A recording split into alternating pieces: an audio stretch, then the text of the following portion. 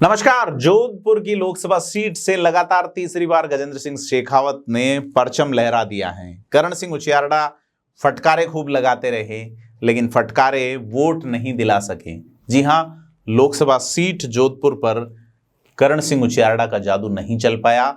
अशोक गहलोत का जादू 5 साल पहले ही यहां चुक गया था और करण सिंह उचियारडा जो है वो संसद नहीं पहुंच सके। उन्होंने कई तरह की कस्में दी थी, कई तरह की वादे दी थी, कई तरह के जफाओं के वादे किए थे, वो मुकम्मल नहीं हो पाए। गजेंद्र सिंह शेखावत तमाम तरह के अंतर्विरोधों के बावजूद तीसरी बार देश की संसद में जोधपुर की सीट से पहुंचे हैं। देश के जल शक्ति मंत्री गजेंद्र सिंह शेखावत, जिन पे कई तरह के मामले आरोपित करने के प्रयास किए गए, उसके बावजूद गजेंद्र सिंह शेखावत ने अपने आप को जनता के सामने खरा प्रस्तुत किया।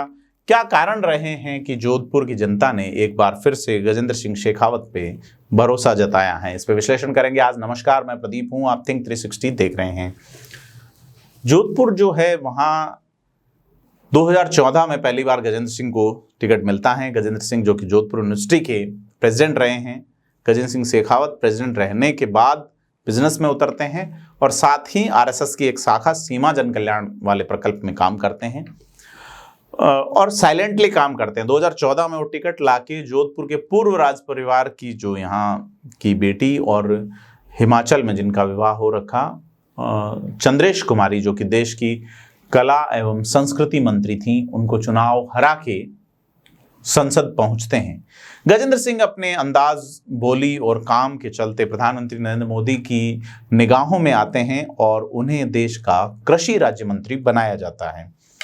2019 में गजेंद्र सिंह शेखावत को एक बार फिर से जोधपुर से मौका दिया गया। यहां उनके सामने अशोक गहलोत के बेटे वैभव गहलोत थे।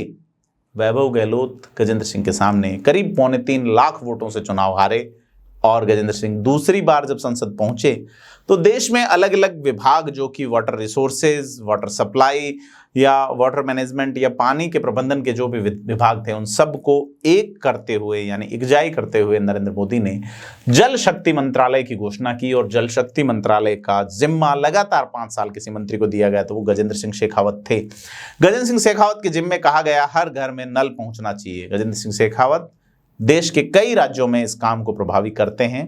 अब अशोक गहलोत गजेंद्र सिंह शेखावत द्वारा अपने बेटे वैभव गहलोत को चुनाव हराने को इतना शिद्दत से लेते हैं कि चुनाव हारने के बाद वो संजीवनी और आदर्श समेत तमाम जो कोऑपरेटिव सोसाइटीज का घोटाला था उसे लेके आते हैं और यहाँ पे संजीवनी सोसाइटी के जो चेयरमैन थे उनका राब्ता जोड़ते हैं। या गजेंद्र सिंह शेखावत की दिवंगत माता का भी बाद में नाम आता है, उनकी धर्मपत्नी को भी आरोपी बनाया जाता है, गजेंद्र सिंह शेखावत को आरोपी बनाया जाता है। ये चीजें कुछ समय चली, फिर 2019 में ठहर गई। लेकिन खेल तब होता है जब 2020 में सचिन पायलट जो है वो कांग्रेस से बगावत करते हैं, मानेसर चले जाते हैं और 2 ऑडियो आते हैं। वो ऑडियो लीक होने के बाद में गजेंद्र सिंह शेखावत और अशोक गहलोत के बीच मुश्किलें कस जाती हैं। अशोक गहलोत आने वाले 3 साल के लिए उस मामले को थोड़ा चढ़ने के बाद ढीला छोड़ते हैं और वहां पे कुछ बनाना शुरू करते हैं माहौल, जो कि बवंडर बाद में उठाना था, उससे पहले के वो चक्रव्यूह रचना शुरू करते हैं और वो चक्रव्यूह रचते रचते लोकसभा का चुनाव आता है और उससे ठीक 1 साल पहले माहौल फिर से खड़ा होता है 2022 में, करीब 2.5 साल के इंतजार के बाद में, जिसमें ये कहा जाता है कि गजेंद्र सिंह शेखावत संजीवनी विवाद में आरोपी हैं। गजेंद्र सिंह शेखावत पे और भी कई आरोप लगाए जाते हैं। गजेंद्र सिंह शेखावत को केंद्र सरकार पूरा साथ देती है और लेकिन गजेंद्र सिंह शेखावत को अशोक गहलोत ईआरसीपी वाले मुद्दे पे भी घेरते हैं और वो लगातार टारगेट पे रखते हैं। गजेंद्र सिंह शेखावत अपने आप को प्रूव करने की कोशिश करते रहते हैं। अचानक 2024 की शुरुआत में ही गजेंद्र सिंह शेखावत के खिलाफ एक माहौल खड़ा होता है और वो माहौल होता है बाबू सिंह राठौड़ की ओर से बगावत का, खुली बगावत का मंच से। लेकिन गजेंद्र सिंह कुछ दिनों की मेहनत के बाद उसे बिठा लेते हैं। अब कांग्रेस टिकट देती है करण सिंह उचियारडा को। करण सिंह उचियारडा अपने चुटीले अंदाज से लोगों का मनोरंजन खूब करते हैं, काफ़ी प्रभावी वो भीड़ जुटा लेते हैं, डायलॉग्स देते हैं। लेकिन गजेंद्र सिंह शेखावत अपना अंदाज नहीं छोड़ते हैं। गजेंद्र सिंह शेखावत एक प्रभावी कवर कर लेते हैं। अचानक वो पुरुषोत्तम रूपाला वाले बयान पे उनके खिलाफ कुछ नहीं बोलते तो राजपूत समाज उनसे एक बार फिर नाराज होता है, राजपूत समाज के युवा नाराज होते हैं। लेकिन गजेंद्र सिंह शेखावत की जीत की वजह ये रही कि उन्होंने अपने समाज को बनाने में सफलता हासिल की, उनका पोखरण का भाषण सुने, या दूसरी जगह जहां लोग कहते रहे आपने काम नहीं करवाया तो उन्होंने काम की लिस्ट दी। तो एक मैकेनिज्म जमाया। गजेंद्र सिंह खुद जो है वो पिछले 2 चुनाव की बजाय उनको अगर सबसे भारी मशक्कत करनी पड़ी तो वो इस चुनाव में करनी पड़ी। और गजेंद्र सिंह शेखावत की जीत की वजहों के पीछे अगर माना जाए तो ओबीसी वोट बैंक का गजेंद्र सिंह शेखावत की ओर लौटना है, क्योंकि विश्नोई समाज की नाराजगी कर्ण सिंह उचियार्डा से पुराने मामलों में या विश्नोई समाज का इधर नहीं आ पाना भी एक बड़ा कारण माना जा रहा है। हालांकि सत्यता क्या है वो तो वोटिंग जिस तरीके से आएगी उस पर पता चलेगा कि बूथ वाइज वोटिंग क्या है। कल्बी समाज लूणी वाले इलाके में जो वोटिंग ट्रेंड रहा है उस पर भी बात करनी बनती है। शहर से जो बीजेपी का मूल वोट बैंक है वो बीजेपी की तरफ ही पड़ा, जो इतर जाने की स्थिति थी। कांग्रेस जो है उनके खिलाफ एक प्रभावी मैकेनिज्म नहीं कर पाई। अशोक गहलोत का जोधपुर से बाहर होना कांग्रेस में एक अलग तरीके का मैसेज देता रहा।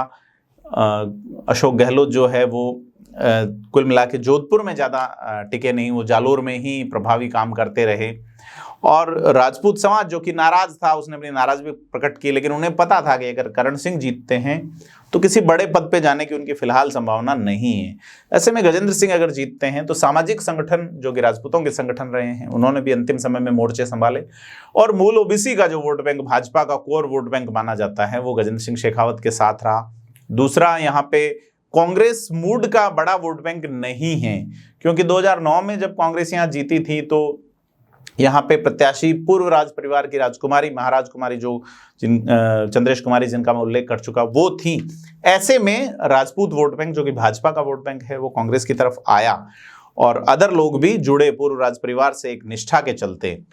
तो इसके चलते चंद्रेश कुमारी की जीत मुकम्मल हुई थी। अन्यथा जोधपुर में जिस तरीके का परिसीमन है कि यह राजस्थान में एकमात्र मेरी नज़र में एक ऐसी लोकसभा है जहां एक भी एससी या एसटी की रिजर्व सीट नहीं है, यानी कि कांग्रेस का मूल वोट बैंक जो है वो इतना नहीं है। मुस्लिम वोट बैंक जरूर शहर में कुछ हैं लेकिन बाकी जगहों पे इतना नहीं है। 7 विधायक 8 में से भाजपा के होना भी भाजपा के लिए एक बड़ा पक्ष का मामला रहा है।